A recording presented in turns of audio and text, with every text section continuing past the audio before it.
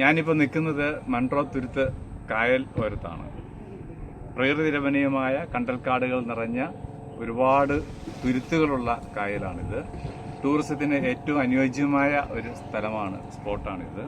ഇവിടെ എത്തപ്പെടുന്നതിന് പല വഴികളുണ്ട്. തിരുവനന്തപുരം ഭാഗത്തു നിന്ന് ആണെങ്കിൽ കൊട്ടിയം എത്തുന്നതിന് മുൻപ് തിരിഞ്ഞ് റോഡ് കയറി വരാം.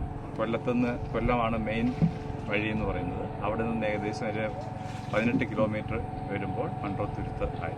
ഇവിടുത്തെ പ്രത്യേകത വെച്ചാൽ ഇവിടെ നാച്ചുറലായിട്ടുള്ള കാഴ്ചകളാണ് നമുക്ക് കാണാൻ ധാരാളമായി ഉള്ളത്. കായലുകളും കണ്ടൽക്കാടും അതുപോലെ തന്നെ വളരെ സമൃദ്ധമായ നല്ല കായൽ ജലമാണ്, ശുദ്ധമായ കായൽ ജലമാണ് ഇവിടെ ഉള്ളത്.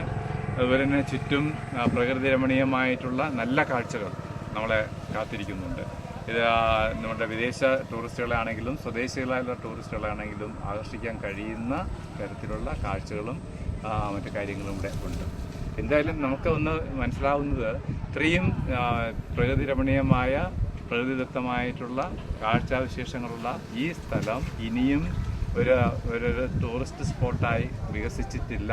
അതിന് ഇനിയും ഒരുപാട് കാര്യങ്ങൾ ചെയ്തിട്ടുണ്ട്. ഇവിടെ എത്തുന്നവർക്ക് സുഗമമായ താമസ സ്ഥലം, അതിലെ ഭക്ഷണം, അതുപോലെ തന്നെ മറ്റ് ബോട്ട് യാത്രയ്ക്കുള്ള സാഹചര്യങ്ങൾ ഇനിയും ഇവിടെ വളർന്നു വരേണ്ടതുണ്ട്.